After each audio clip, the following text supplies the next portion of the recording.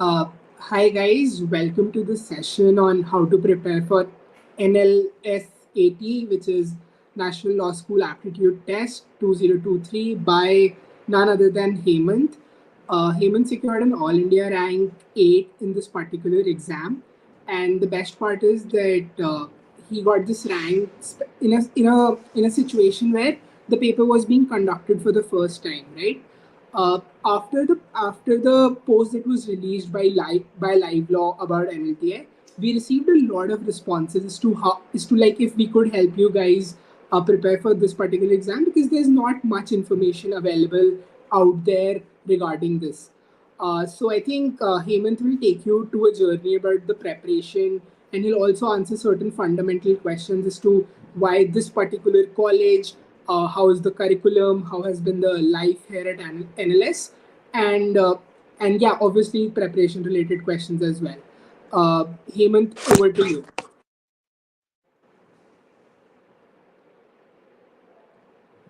Uh, I guess we lost him, but we'll continue as soon as he joins back.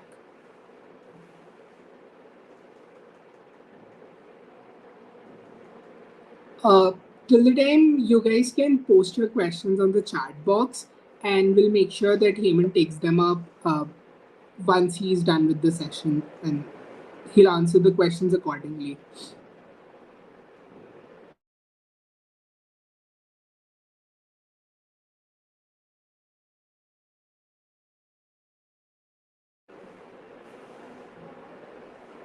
My iPad. Hemant, are you back? Uh, Yeah. yeah, I'm sorry. I it's thought okay. of It's dropped my okay. iPad. Oh, oh, Okay, so I can start. yes, in Hemant, you can start. Okay. Thank you for the introduction, Aditya. So just briefly telling you a little bit more about myself. At the moment, I am doing my first year from NLS. I'm enrolled with a 3-year course over here. Before coming to NLS, I have also appeared for the DULLB exam. So I have a little bit of idea of how other law exams also operate. So I have a fair bit of idea in terms of comparing different exams and how to prepare and how to go about this. What briefly I'm going to be covering in this, and that's the majority of the questions that I've received and that have been given to me, is with regards to how do you prepare for the exam, especially with regards to part A, and then it becomes even more important for part B. And secondly, looking towards the pattern that this exam follows and the level of difficulty that this exam consists. And if the time permits, then I can talk about in general what sort of curriculum course it is at NLS at 3 year. If you have any questions during the course of this session, you can just pop them in on the chat box and I'll take them. If I think that I can take them at that very moment, I'll answer. Otherwise, I'll just keep it or I'll save it for the end of the session. All right. So firstly, a few things, very basic things. If you already know them, it's fine. Just bear with me. And if you don't, then it's a good starter for you about this exam. So the first important thing to know about it is that unlike the last year where it had 3 portions, part A, part B, and interview, this year there are only 2 portions. So interview is no longer there. In the application form, you might see that there is a component for submitting your CV, but I think that's just to get an idea of what the class profile is like. So it's just to understand the kind of people that are coming to the college. I don't think it has much weightage in terms of your rank list that will be prepared. So you only have 2 parts for NLSAT from this year onwards. Secondly, I think you know the basics about it. The part A will be of 75 marks and part B will be of 75 marks. A total of 150 minutes will be given to you. That takes me to the first point about this exam, which is that exam as such is not very difficult. It's not an exam that will take in a lot of hard work, very intensive hard work. But one thing which is really tricky about this exam is the timing, which is at least till last year, it was really difficult for most of us to complete this exam on time. And majority of the things I'm going to be telling you in this session is just collated from my own personal experience. And I've also spoken to my batchmates about how they felt about the exam, how they went about preparing for this exam. And I've collected as much information as I could for the session.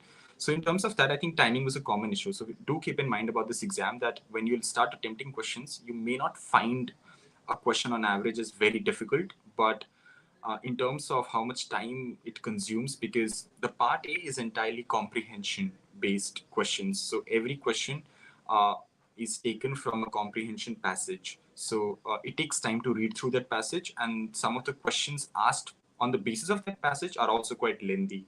So in that sense, the exam is very time consuming. So you should be well aware of that, and while practicing and while even attempting the exam, you should time yourself well. You should know that you should, within what time you have to attempt how many questions.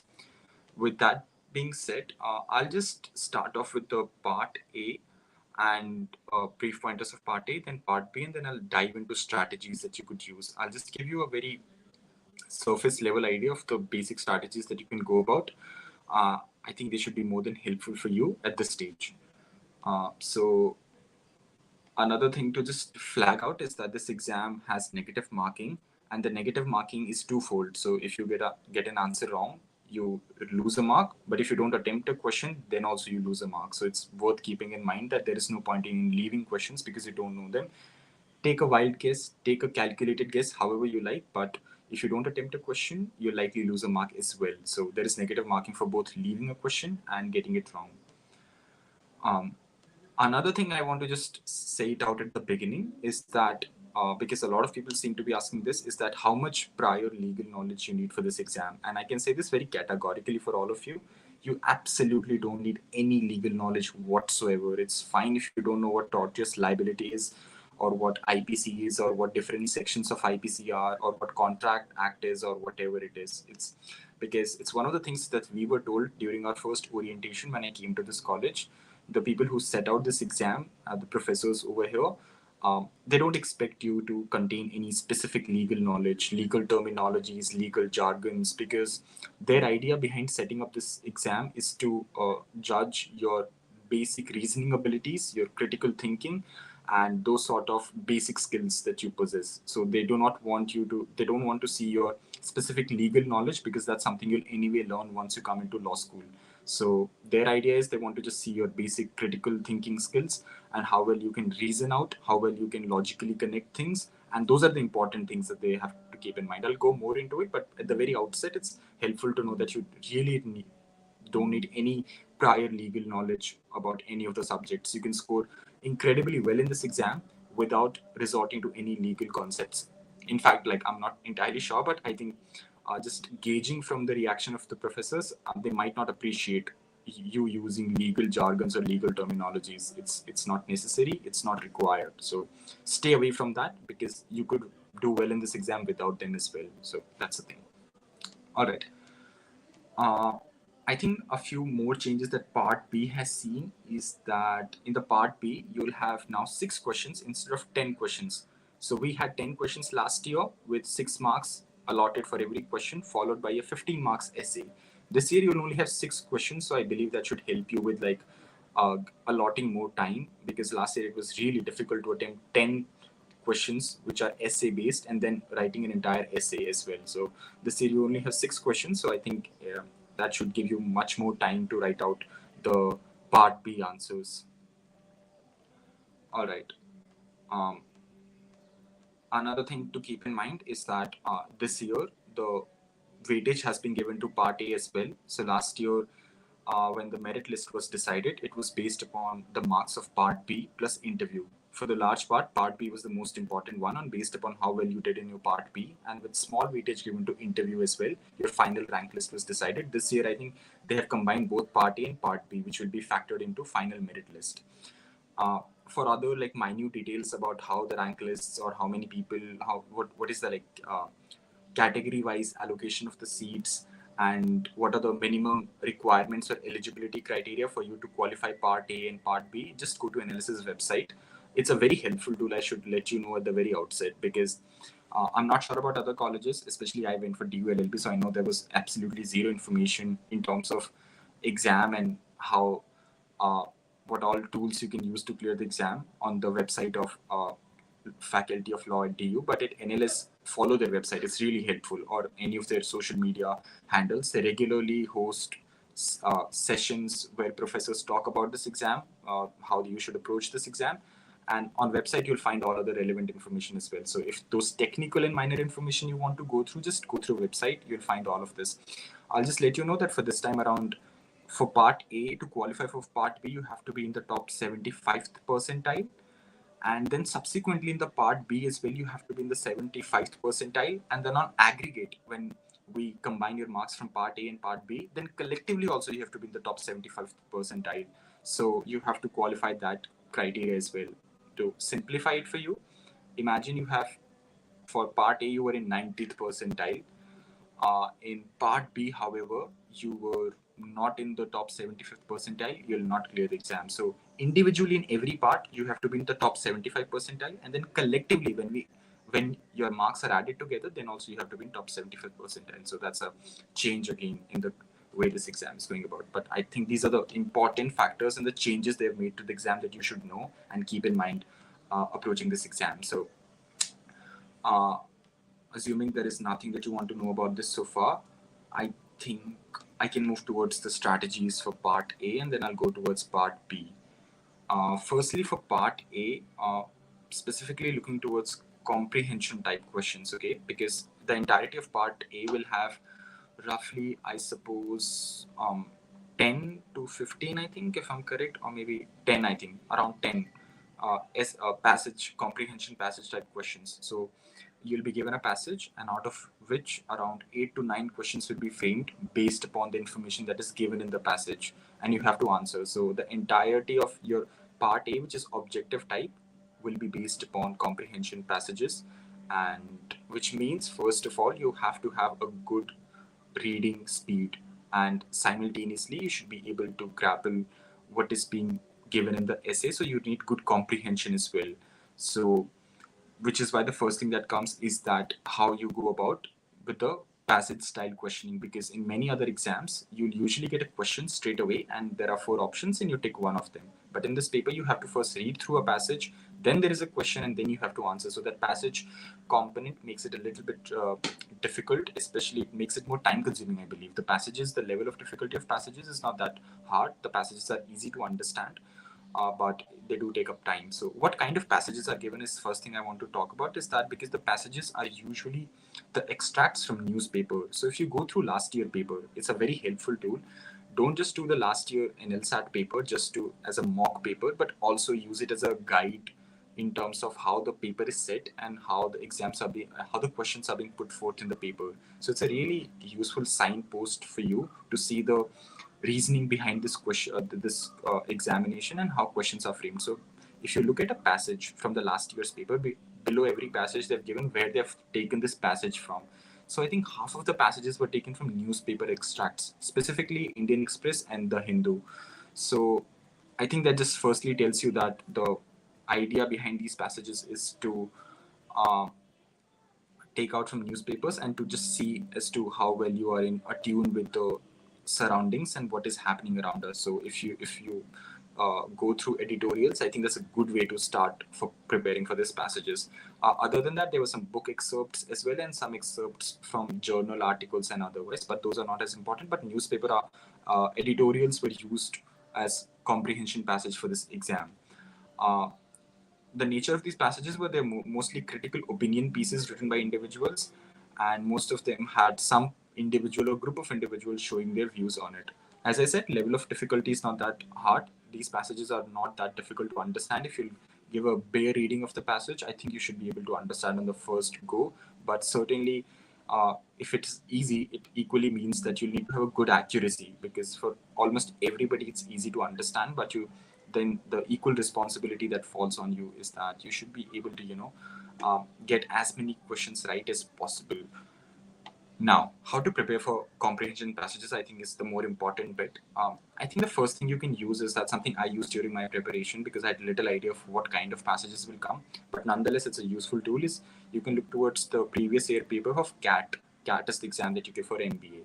So in them there are comprehension passage type questions, and the level of comprehension in those passages is a little bit higher than what is required in NLSAT, but nonetheless it will get you in the practice of reading through passages and understanding passages quickly. So if you are up to challenge, then you can certainly look towards the previous year paper of CAT, and you can practice these passages from those papers itself. It's really helpful, and it'll get you up to the speed and how to approach passage based questions and how to quickly understand and answer. Secondly, editorials from newspapers, not just to memorize them, but just to simply get an idea of how and what kind of passages you will get, because those passages, half of them were taken from excerpts from these newspapers. So, the Indian Express or the Hindu, just read their editorials. I think they'll subsequently help you with the essay as well in the part B, but over here they'll help you with getting an understanding of what kind of passages you can anticipate in the exam. So do read through those editorials. And thirdly, in general, you can just read opinion pieces, analytical opinion pieces, which are available on different websites. For example, EPW, Economic and Political Weekly, is a very uh, resourceful magazine, I would say. And if you look at the opinion pieces on it, they are very similar to the kind of passages that are asked in the NLSAT. So go through those. If not APW, then you can also use something like The Wire or The Scroll, these kind of websites as well.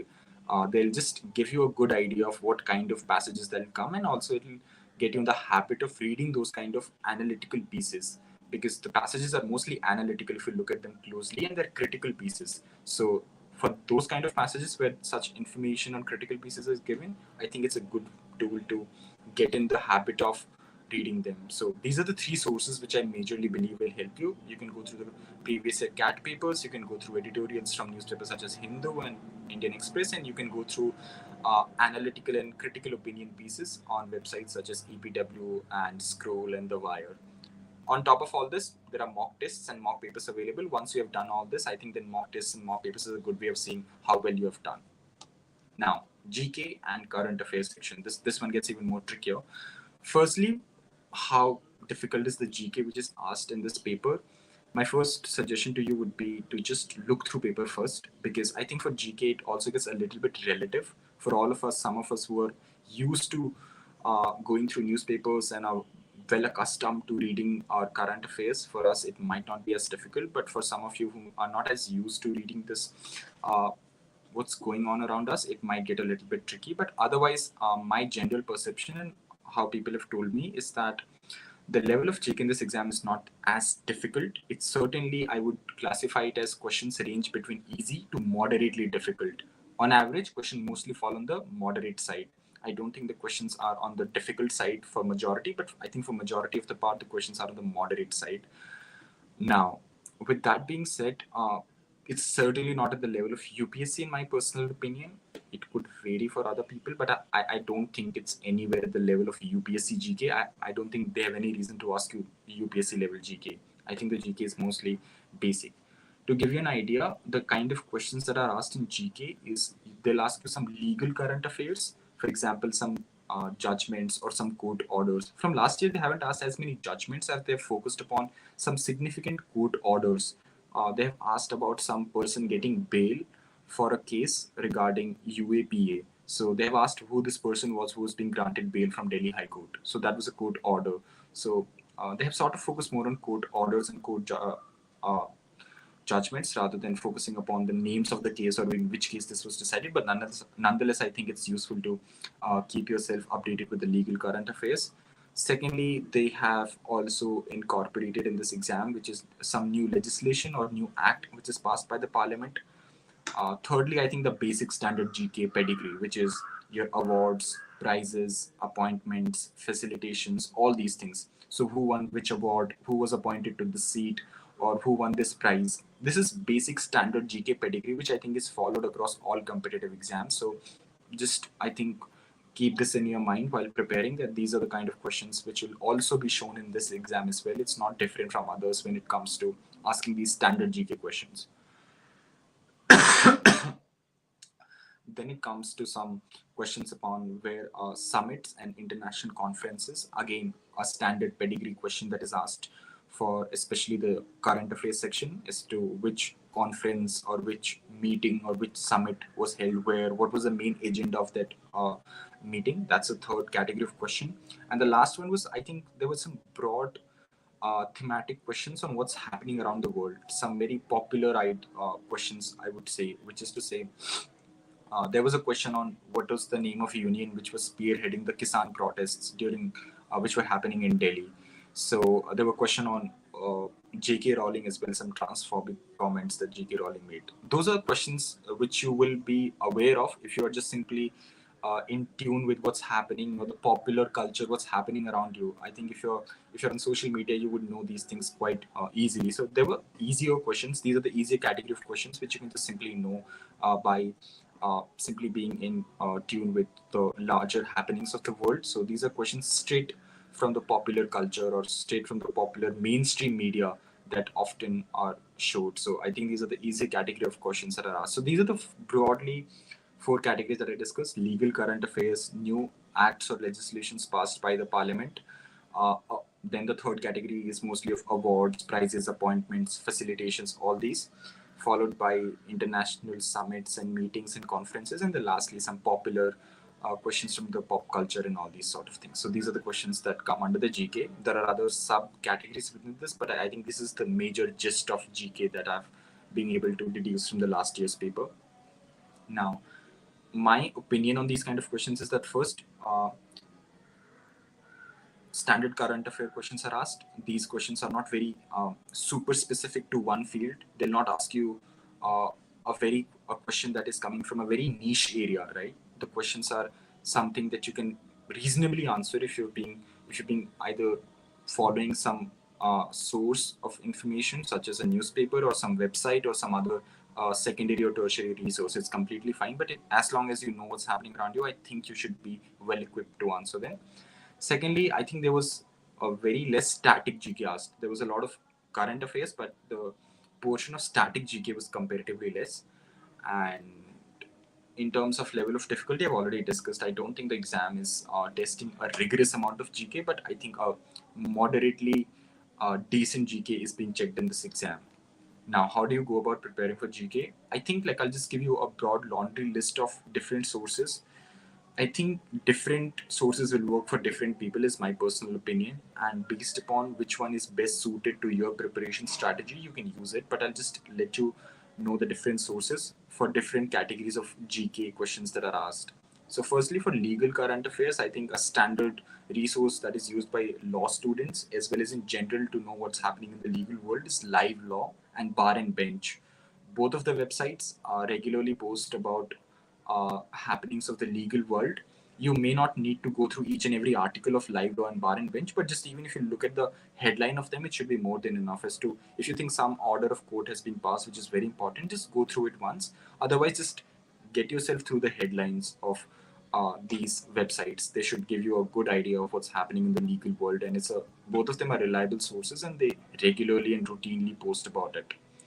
This is for the legal current affairs. I think these two should be fairly easy resources because otherwise you can't personally go through each and every judgment, but they give you a good idea of which judgments have been monumental or important in the context of that particular month or year. Secondly, for the new Parliament Acts, you can go to PRS website. It's a website dedicated to publishing the acts. If a new act or a new bill is being proposed by the Parliament, then PRS is the website where you can go and just look up what that new law is. And then if you want to know more about that law, then you can make a basic Google search. But to know as to which law or which act is coming into force and if some important provision is being added, PRS is a good website to go through.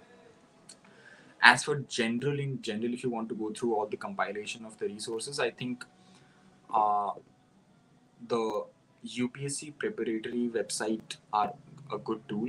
One of the common, I personally went through Drishti IAS, I think publishes monthly compilation of GK. That's a useful one that you can also go through. And the second one would be Insights IAS. So both of them are useful. I think around 30 to 50 page of compilation is prepared by both of them.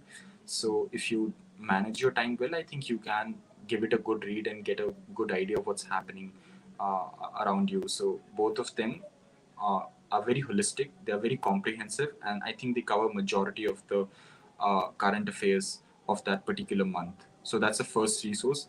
Obviously, newspapers go without saying, but I'm not sure if somebody who's not being regularly reading them can now at this point go through newspapers. It's just not possible for most of you. So instead, I think both of what I just told you about These UPSC websites, I think they're genuinely good. They're fairly comprehensive.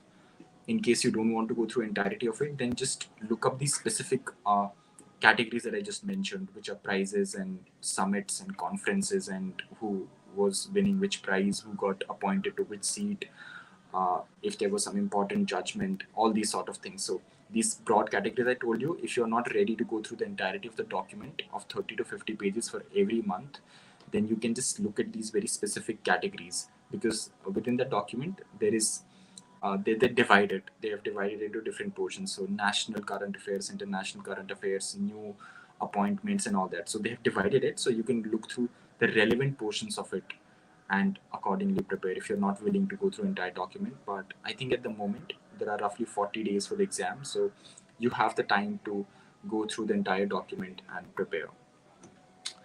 Again, this way I went about it when I personally prepared it is that I don't think it's possible to memorize it. It simply isn't humanly possible to memorize it. So what you can do instead is, once you've gone through this document, you can highlight the news which you think is the most important based upon your understanding of the kind of questions that have been asked in the last year. And NLS also publishes a sample question paper. So the last year's sample question paper is available on the website, and I think this year as well, if you have signed up for this paper and if you have registered for it, I think they'll send it to you via email. So based upon those sample question papers and past year paper and getting some rough idea of it, you can just highlight those relevant portions of that GK which you think are important, and then you can just re-go through it again and again. So if you keep going through that document again and again, it will stick in your mind at the very least. So that strategy is helpful. Definitely memorization is like beyond possible, but what's a good way of going about preparing for GK is just to uh, make relevant sections highlighted and then going through them again and again in a routinely manner. So you can go through them once a week. You can go through them every other day or every other alternative day. That way, you'll have it stuck in your mind, and I think it helps. It's personally something I did to go through it. All right, that covers the majority of the GK section. Then comes section within in part A is the critical reasoning slash legal aptitude. In this, there are some basic questions in which they'll just give you an excerpt from the passage. It could be an English question wherein they'll ask you what is a synonym antonym. You know those are basic questions. You will have to prepare for them as is suitable for you. But other type of questions that I want to discuss, which is something different, is a question will be a hypothetical situation will be given to you. If you look at the previous year paper, um, there has been a passage on feminism light, a concept called feminism light. They have given a passage on this, and then a hypothetical situation is given to you, and a statutory act or a provision from an act will be given to you. They'll say that there is this act called Women's Equality Act, and this is the provision in Women's Equality Act. They'll give you the provision, they'll give you an hypothetical, and then they'll ask you to apply that provision to that hypothetical situation. So that is the kind of question you can expect from critical reasoning. Uh, the way to go about this would be just read the question carefully, look at what this question is, then read the act or that uh, statutory provision that is given to you, look at it, get a very plain reading of it, and then apply it. Now, it's very simple to do. The way people mess it up is that they either end up applying their own personal knowledge in it. They'll end up inserting something which is not given in the question, not given in the statutory provision which is provided to you as part of the question. Instead, they'll apply their own personal knowledge in it. It's a very easy question. Just read both of them and apply as it comes. Make no personal additions on your own behalf. Don't apply your own personal knowledge. Don't apply your own personal opinions as well. Okay. So, based upon that, however it is given, you just have to apply it. That's the entirety of this question. So, it's really easy, except people sometimes get it wrong because they just either end up using their own personal observations about some things. So, that's the kind of questions they're asking. Uh, this is the part A bit that I wanted to discuss, and I think from here on I can just move towards part B of this paper. In part B, you'll have questions. Firstly, there are some legal aptitude questions, and over here, something I flagged off in the initial of this session was that how important is it to use your legal knowledge? Um, Absolutely not. You just don't have to use any of your legal knowledge, as I stated before. So then, how do you go about writing answers? And it becomes important as to what strategy you should use to write these answers. First thing I want to point out in this is that time management is really important. So the question that will be given to you in this part, um, I think the question will be roughly around half a page to two-thirds of a page of a A4 size sheet. So that's the length of the question. So you'll have to first very meticulously read the question, see what all is given in it, what are the material facts in that question, what is the situation that is being provided to you, and then based upon that, the question will ask you to take a position. So let me just give you an example. I don't roughly remember each and every fact that was given in the question last year, but I think that broadly the question was something like, uh, there is this property that you have, and there is another person adjoining that property, and you start digging a well on that property, and eventually you dig that well, and then you start extracting water from it, and that causes the extraction of that water causes uh, deviation in the stream that was flowing nearby, from which everyone else was also taking water, and your neighbor was also fetching water from that stream. But because you dig that well in your house, due to that, there's a scarcity of water for other people who are also consuming water from the water stream, especially your neighbor. So uh, I'm not entirely sure if it's the exact framing, but I think this is the gist of it. I'm sure about that part at the very least. So that was the kind of question that was asked, and it was asked from you if it is, I think something along the lines, if it is justified for this person to dig that well and consume that water resource or not. So in this, you have to take either side. You can say yes, it's fair for that person. He dug that well on his personal property. He can use it as he likes, or you can alternatively say, well, uh, it is not fair of him to do so. Water is a natural resource. Everyone has an equivalent right to water. No person can claim a private right to a water, or claim that this is my, I have the sole right to claiming this. Now, where does it get tricky is that, can you use terms which are specifically legal in this? For example, can you use in this, for instance, by saying that uh, any legal concept, for example, concept of some tort law related concepts can be put forth in this particular situation. uh, I would strictly recommend you to not use those concepts, because the if you're being categorically instructed to not use any legal concepts, or perhaps you're being told actually that no prior legal knowledge is required. So if you still use it, I think you'll not be awarded any additional marks for it. And I'm also not sure if you'll be able to fetch maximum marks out of it either. So on the basis of that, then what instead can you use in it? And these are different pointers that I have collated. So the first thing is that you can definitely use first principles. First principles are basically the most basic principles. For example, you can always use concepts like equality, justice, fairness. These are first principles, example of first principles. In this situation, a first principle for you would be that water is a natural resource. No one person can claim it as a sole right. I have made no legal application of any legal concept. I've just used a very first principle, which is that if something is a natural resource, then no one person can claim sole ownership of it. Society as a collective has a collective ownership of it. So it's a very logical concept, it's a very basic concept, yet it's very effective if you write it in your answer in the paper. So instead of using a legal concept, you should use the logic which is underlying it. So this is an example of it. So I think first principles are really useful, and you should use them while writing these answers. Second thing you can use is logical and analogical deductions. So another problem was something around like a school had gone on a trip, and this sports instructor, or like there was this instructor who was uh, managing mountain climbing exercise, and while climbing, this one student, despite being told to not act notoriously, he was still causing mischief, and subsequently the student kept on doing so despite multiple warnings and instructions from the person who was there, who was instructing them. He didn't stop, so this instructor slapped him, something like that. He slapped him once or twice, and then the question was asking you if that's something you can do. And in problem, there was given that school's policies that teachers are not allowed to physically uh, beat students or physically hurt them. So the question then that was asked is that is it fair or justified for the teacher to do so, or is it not?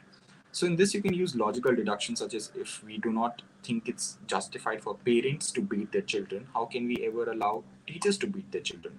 So instead of using that, oh, under tort law, grievous harm has been committed to this child, or under IPC so and so, whichever law concept you think can be inserted in that particular situation, you should instead use maybe logical deductions if it applies in that situation. So in this situation, I personally thought it applied. I thought that if we do not allow other people to do so, and if we think it's not fair of them to do so, why should we allow teachers to beat the children? So that's why such form of logical and analogical deduction basic tools can be used. They're all basic tools of logical skills and analytical tools and common reasoning. They're not very fancy. They're not very difficult to apply. They're very basic. They're very easy to do. Uh, the requisite is that you should have clarity of mind while doing so. So these are the ways in which you can frame your answers. Now, how to frame an answer in relation to a specific question? First and foremost, read the question very properly. See the facts that are given in a question. Facts become very important because, as I stated before, one of the key things that you have to use in your answers is pick out your answers, and the way you frame your answer should be built along the lines of facts that are given in the problem. So if a fact, for instance, I just told you was that the school's policy was to it has explicitly stated that teachers are not allowed to beat students. It's a material fact. It is directly affecting the position that you're taking. So you should integrate that fact into your answer. So these kind of things are very important. So when you look through that problem, take out all the relevant facts, and while writing that answer, integrate those relevant facts into your answers. Okay, that really shows that you have gone through the problem. And as a general rule of thumb, majority of your answer should be woven around the facts that are given in the problem. Those facts are very important, and in general, in law and in legal world, we base our opinion and we base our judgment on the facts of the issue. So in a similar way, in this part B as well, the way you write your answer is heavily contingent upon how the facts are given in the particular problem, and based upon those facts, your answer should be described. So while writing your answers, do keep in mind that you mention the facts. You can mention that, oh, look, this fact has been given in the problem. Based upon that, I've come to this conclusion. So it really shows that you have done your homework well. So that's an important bit. So pick out whatever you want to, but it should be mostly given in the problem. Do not invent something on your own. Do not insert something you feel like is not even given in the problem. It's not a fact which is given in the problem, and start giving an example. Say, oh, in this following case in Delhi, a teacher also beat student and the court said this is unfair. Not that sort of thing. You're not required to do so, but just show that on your own you can constructively think of a logical explanation for it based upon the facts that are given in the situation. That's the crux of it that I think you have to follow while writing these answers. There is no standard way of writing an answer so long as you're following these signposts that I've just told you. They're definitely not exhaustive. There are other ways you can go about it as well, but these are the ones that are basics and can be used by anyone. So keep them in mind. There is no standard for writing answer. There is no standard structure also as to how you should go about your answers. However you're convenient, however you think you can best express your answer is good, so long as like it's showing all those characteristics that I just mentioned. Then we finally come to the essay portion. And essay, I think you'll be given three options for the essay part. My understanding is three of the topics that will be given are of varying difficulty. So last year, the simplest one was One Nation, One Election. And there were two other ones. I don't remember because I wrote on the simplest one. I was going low on time. I didn't have enough time to analyze other two topics. I thought One Nation, One Election is like the simplest one to do. I know what it means, and then I just got into it. So I think while you go towards the essay questions, you'll have varying level of difficulty for all three questions. So you can choose either of them. Whichever is the most convenient for you is what matters. There are no extra marks for picking a difficult essay topic. If you're convenient with a difficult one, if you know about it, if you have requisite knowledge on it, and if you think you can write well on it, by all means go ahead. There is no hierarchy between these essay topics. Whichever you are convenient with, you should go ahead with it. The call is all yours. So, but as a general rule, you should know that all the essay are not of the similar difficulty. That I think they're all of different varying difficulties. Uh, with that being said, how do you go about the essay type question?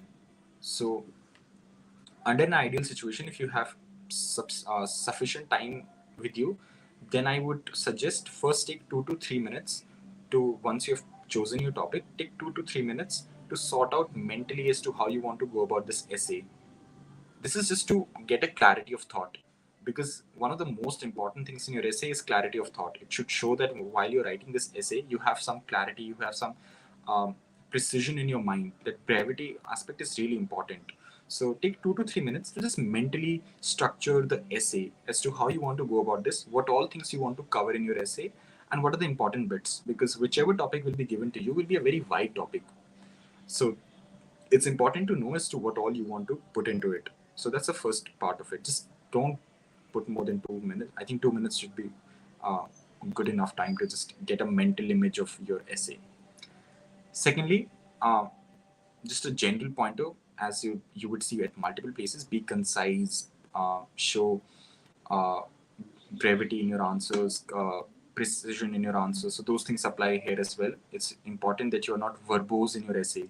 It shouldn't look like that you're unable to hit to the exact point that you want to prove in your essay, or exact point that you want to make in your essay, and instead you're just going in and around the topic without being able to conclusively say what you want to say. So therefore, avoid verbosity at all costs. Now, how should you structure about it? So I think like essay in this paper is similar to how you would write essay anywhere else. I don't think this exam has its own requirements of writing an essay based upon how this exam wants you to. I think an essay of how you would write for a UPSC paper, of how you would write for a class project, or how you would write in general an essay, I think you can take a similar approach for this exam as well. uh, how I personally wrote it and how I think in the context of exam, because I think when you're writing essay, let's say in your leisure time for a class project or for anything else, you have time on your hands, so you have more time to figure things out. In exam, you don't have as much time. You barely get 10-15 minutes to write your essay, and even if you're like really quick with it, it'll still take you some time. So I think the first thing that you can start off is that giving a brief background to what this topic is about. So, for the ease of understanding, I'll just stick with one nation, one election, because that's something I wrote on. So, just start off by explaining what it is. That's the first step in an essay. Devote some time to just explaining what this topic is, and what is the implication of this topic and what it means, basically. Once you've shown what it means, I think the second part of it would be that explain the relevance of it. Why is it important? Why does it matter at this very point? If you can relate it to why is it so important at this very context, I think it's a cherry on the top. So it's important to show the relevance of your topic as to why you've chosen this topic, in terms of, is it important right now? Is there something which is happening around it? For example, one nation, one election. Although I don't think it's being like as much being taken up in the news, but I think it's a topic which is being repeatedly taken up in every subsequent election cycle. So certainly, if an election is coming up in some state or at national level, you can always relate it back to something which is happening. So it shows that it has some concrete relevance to the ongoing environment. With that, then you dive into what are the once you've given the background, once you have given the relevance of that topic, I think then you can start going into its analysis of it. So due to the paucity of time when I did it, I think I just quickly went through benefits, harms, conclusion, finish, because I barely had any time. But in general, how you can go about it is this: once you have done this, another important piece about an essay I should just flag out is that it shouldn't be an opinionated piece. So, for instance, if I write about one nation, one election, I just cannot go on and go on about its criticism and like how flawed it is. Logistically, it's a nightmare to conduct so many elections at the same time. Administratively, we do not have such a manpower. We do not have the requisite technology, and just keep on harping about how bad and how horrible it is in concept. I can give you the most sound analysis of why it's such a bad idea to conduct one nation, one election, but that just is a very highly opinionated piece, highly biased piece. An important thing about essay, it should be well balanced, it should be measured, it should give you a, I think, a balanced perspective on the issue, while you criticize it and you showed in the essay piece, you should also show as to why is it needed at this point. So I think the second part in an essay comes is that you show as to why, what's the requirement of it, why do we need one nation one election, what is the importance of it. Then you move on to as to what are the policy concerns with it, okay, criticism of it, why you think it's not helpful for us, any other policy concerns. Then you can also include within this if there has been any policy action taken upon it. So if has government done something with it, is there any bill which is pending for it, is there any administrative action which is being taken towards it. If there is something, you should definitely include that. If you're writing an essay on something related to um, maybe climate change, then you can certainly include some new measures, new actions that are being taken by governments or international bodies. So if there is something like that, it shows that you have read about it and it shows your knowledge aspect of it, right? So after your initial background and relevance, I think you can certainly include some uh, new developments or new enactments or new measures that are taken by governments or something of that sort. It shows your knowledge. It shows that you have uh, needed information about this topic, and then you start analyzing if it's whether or not it's a useful thing. Why do we need it? What is the requirement of it at this very moment? And once you've shown what is the requirement of it at this very moment, then you go into what are the concerns with it, what are the problems that are facing it. And once you've gone through the problems, then you also go through possible solutions that are available to it. So, for instance, I addressed 4 problems with it. I've addressed logistical problems with one nation, one elections, administrative problems with it, uh, some fundamental problems also that people are now just expected to vote for a government on one single day instead of given opportunity at multiple different stages. So, let's say these are the 3, 4 problems I addressed with it. Then I can go towards possible solutions that are available for it. So, your essay shouldn't just be left at benefits, problems and then conclusion, no, but I think some reforms or policy measures that can be taken. So in this you can include some which have already been taken by the government. It shows that you know about it, and besides the one that have been taken about it, you should also include one that you personally think should be taken on top of what has already been done on it. So with regards to climate change, I think if there is something in your mind which should be included as part of policy measures or solutions, you should include that. That gets me to the last point with an essay, which is that your personal opinion. So while many of the things you'll write in your essay will largely be based upon facts, knowledge that you already possess about this topic, you should definitely include what your personal opinion is on it. What do you personally think in terms of whether it's a good or a bad idea? And that personal opinion is really important because it shows your own personal ability to deduce the topic and to critically think about the topic, which is an important part of your essay as to what how you personally can interpret the topic and how you view it. So I think that personal opinion is a very important aspect of your essay. It shows your independent thinking skills besides just using the knowledge which you already know. It's very important to use that knowledge, but certainly couple it with your own personal opinion and your own personal piece about that topic. Uh, Once you've done that, I think there's this conclusion, and then your essay comes to an end. Now, this is a very bare bone structure I've told you.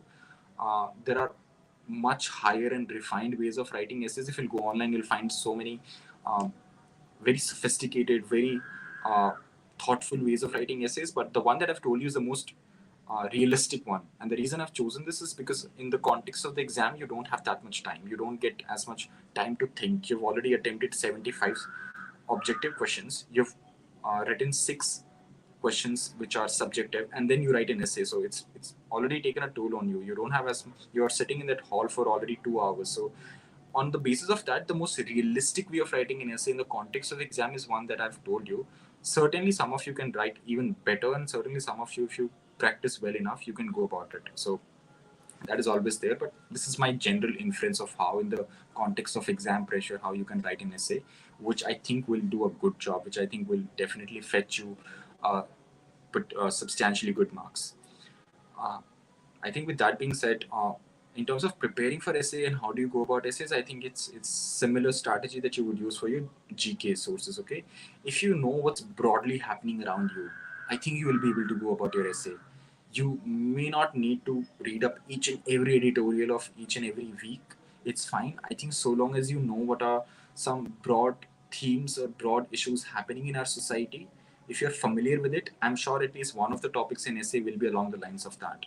So in those terms, I think what you should more be concerned about is that how you structure your essay, and that structure can come from, I don't know, reading up of editorials. I think that that's a good source, because editorials are nothing but like a slight imitation of an essay only. They follow a certain structure, and I think that structure is something you can definitely learn from reading as much as possible the critical opinion pieces. Something I told you for the first part. When you look at these websites like Scroll, The Wire, and EPW, the people who are writing over there, they write really well structured essays, and they include all the relevant portions. They'll tell you what is happening. They'll tell you what is the relevant uh, parts of the society that are affected by this particular issue, and then they'll also give their own personal opinion. So to get a mental imprint of how to go about those essays, I think it's useful to read those articles, useful to read those editorial pieces, useful to read those critical opinion pieces by those individuals. It just gives you a mental imprint of how to go about it. You may not be able to exactly copy it, but you'll get a skeletal of how you want to structure your own personal essay. So that's pretty much about this exam. It took me a while to explain it, but I think if you this gives you a very comprehensive overview of how this exam is, and what are the sources that you can use, what are the different strategies that you can equip to deal with different sections of this exam. All in all, I think it's a fairly easy to moderate exam. It's a slight bit time consuming. So for that, do practice a lot. I think practice is something which will surely help you a lot with this exam. Even if you do not know each and every single section, even if you're not as well aware of your GK and all, I think if you practice enough, it can still make up for the loss of other things. So I think practicing a lot for different sections is genuinely going to help you. So I think that's pretty much it that I wanted to cover. I've already taken up 15 minutes, so maybe for some other day I could discuss life over here at NLS. What is the course and curriculum? Quickly telling you, I think it's a rigorous course.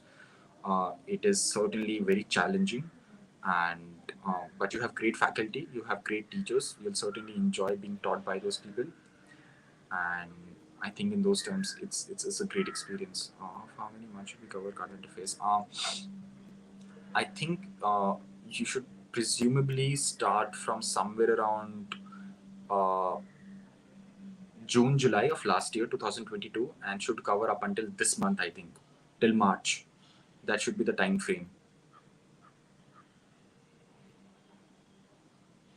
Uh, I've already covered those, like just slide back this video a little bit. I've already covered the different sources that you can use for current affairs. Most of them were related to that are available on these IAS preparatory websites, such as Rishti IAS or Insights IAS. They give you a compilation of current affairs for every single week. So just go on to them, just look through them. They are roughly of 30 to 40 pages, and I think they should be quite helpful in giving you a brief overview of current affairs. I've explained this a little bit uh, before in this video, so just go through that part again. I've broadly discussed how you can go about preparing for current affairs. Okay, just I think just split out time per section. So it's very subjective, but one way of knowing as to how you can do this is that you can do a mock test, and that'll give you an idea of how much time is it taking for you to write subjective answers. Okay, so I am personally a slow writer. It takes me time to write down. Okay, so last year, once I did a few mocks, I got an idea of how much time is it taking for me to finish my part A, and how much time is it taking for me to finish part B. I didn't time myself. I just gave myself all the time I needed. Okay, and then I saw how much by how much time I'm overshooting. So in that context, if you're somebody who can write fast and who has a quick comprehension skills, who can read through stuff very quickly, for them I think it'll be different. So do a mock test, see how much time is it taking for you to finish part A and how much time is it taking for you to finish part B, and then you accordingly divide your time. So I realized it is taking me almost 1.5 hours to finish part B. Like it literally took me 90 minutes because there were 10 questions plus an essay. So I tried to finish my part A within 60 minutes, and then I gave the rest 90 minutes to part B. This year they have reduced the number of questions in part B, so I think it'll change. It'll not be the same as it was for us. So my suggestion is do a test, see how much time is it taking you to write, and then make adjustments accordingly. I'll wait up another 2-3 minutes if there are further questions. If not, then we'll just conclude this session.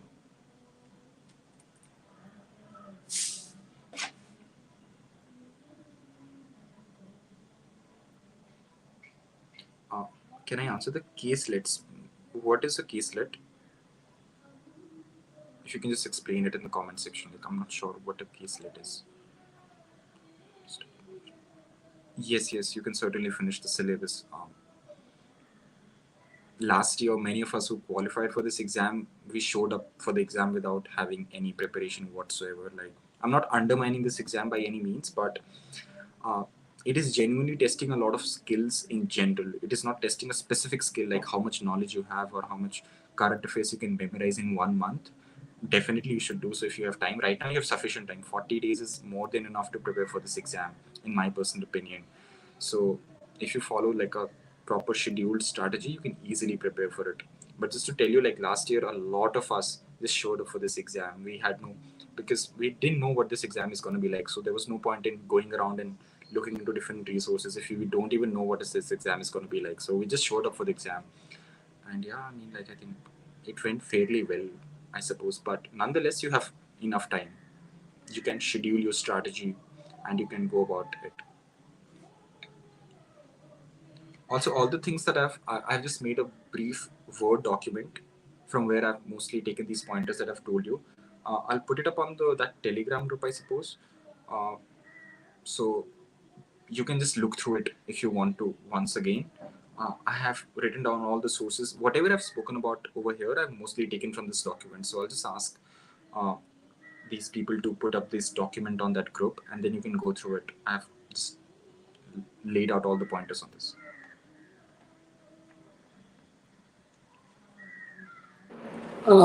Even though we like done with the session, right?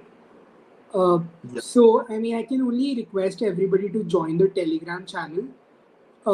In case we have a good response and people really want like help to like clear this exam, there's a chance that we might also introduce a course similar in the similar fashion that we have for the UG programs. So that is simply based on the response that we get on the session. And to be able to assess that, you would have to sign up to the Telegram channel where you would find the document that Hemant has also prepared. Uh, I think we'll end the session now. In case you guys have any queries, write it down. Like write it down in the comment section. Write it down. Tell us on the Telegram DMs, etc. And with this, I think Hemant will take your leave. Thank you so much for the session, and I hope these people become your juniors the next year. Thank you all for attending this session. Thank you.